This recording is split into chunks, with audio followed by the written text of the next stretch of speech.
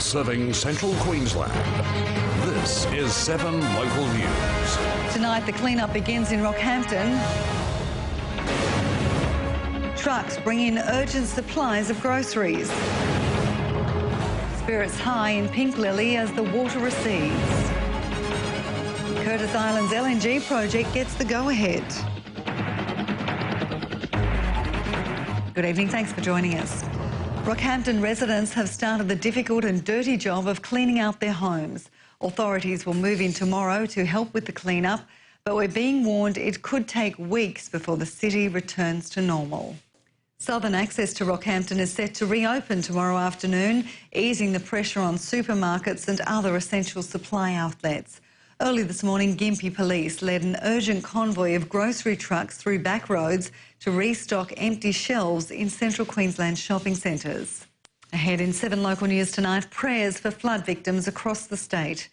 And beating the flood blues with action-packed school holiday fun.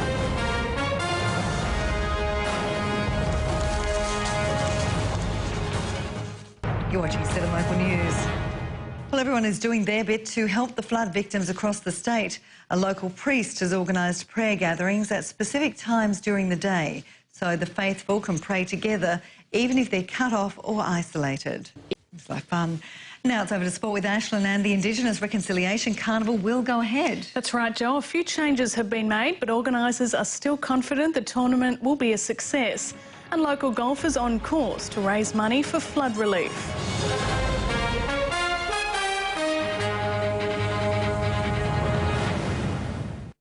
You're watching 7 Local News. The Indigenous Development Reconciliation Carnival will go ahead with changes. The competition will be reduced to a size similar to last year, but organisers are just grateful it's on. The Comet's off-season recruiting haul has seen 12 new players come on board. They're all competing for a starting spot in round 1 of the Intrust Super Cup. Looking to beef up his forward pack, coach Wayne Barnett enlisted a number of front rowers to give 2010 Player of the Year Tim Glasby some competition. Great to see, Jo. That's United Sport. All right, lovely. Thanks for that, Aislin. Stay with us after the break. Livio has all the details on the weather for us.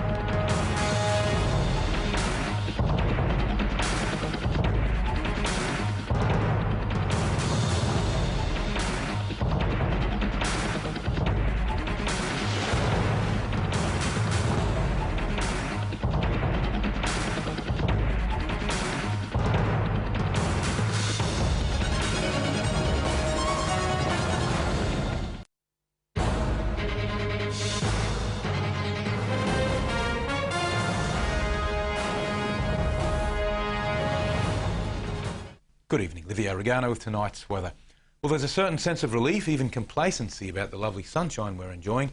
It's worth remembering the wet season's only just begun, and with La Nina still in full swing, there's every reason to expect more heavy rain this summer. Short-term looks good though.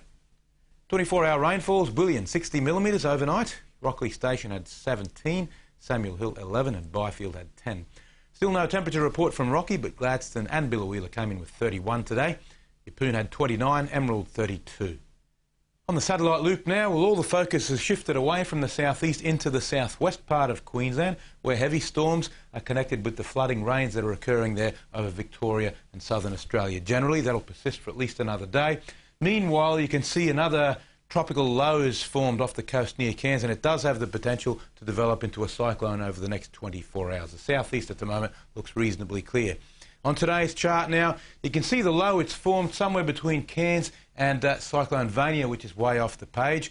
I wouldn't be too worried about this system just yet. It may well develop into a cyclone. There's a good chance of it, but it'll probably stay right away from the coast and eventually move away. So no cause for concern in the immediate future. Here's the trough that's causing all the storms out in the southwest. On tomorrow's chart, the low sort of hovers around, doesn't really do very much. Meanwhile, you still have the inland trough producing the storms, just southeasterly trade winds in the southeast, not much there.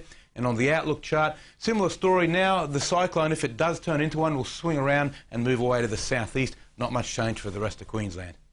The official forecasts now. In coastal waters from St Lawrence to Burnett Heads, southeasterlies 15 to 20 knots, increasing to 20 to 25 at times. There's a 2.5 metre swell running offshore, or should do very soon.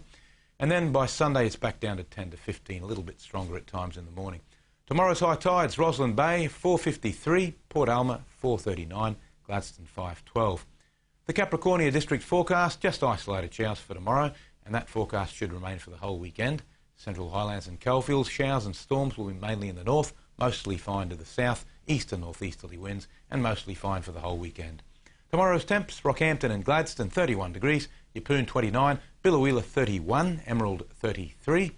The Rockhampton City forecast, mostly fine for tomorrow. The outlook is for steady temperatures in the low 30s. I'm afraid that's all I've got for you, folks. Thanks again for all those amazing photos you've been sending me. Keep them coming. And the questions too. AskLivio@7.com.au is the correct email address. Can't promise I'll have an answer for every question, but I'll sure give it a go. Have a nice evening. Now it's back to you, Jo. Thanks for that, Livio. Well, that's 7 Local News for tonight. Thanks very much for your company. Stay with us now for 7 News and then ongoing coverage throughout the evening as the floods crisis continues to unfold in the southeast corner. Stay safe, and from all the team here, good night.